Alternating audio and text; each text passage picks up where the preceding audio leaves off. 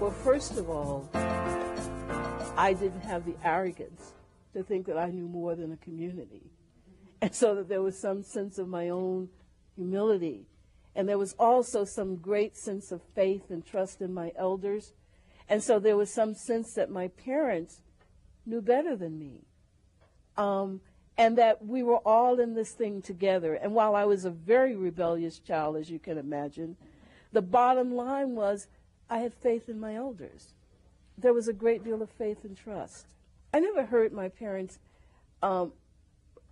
using our situation of oppression as a way of talking hate against other people. Now, I did hear my parents offer a political critique that said that everybody that's talking about heaven ain't going to heaven.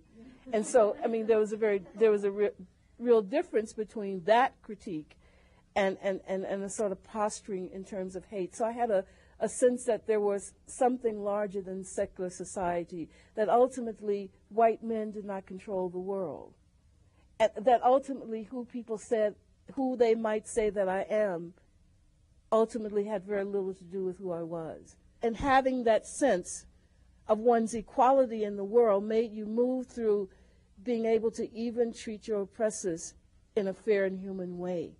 And that had a deep impact on me, even in the civil rights movement. That sense of justice, a sense of gospel, that everybody had some human intrinsic value as a human being.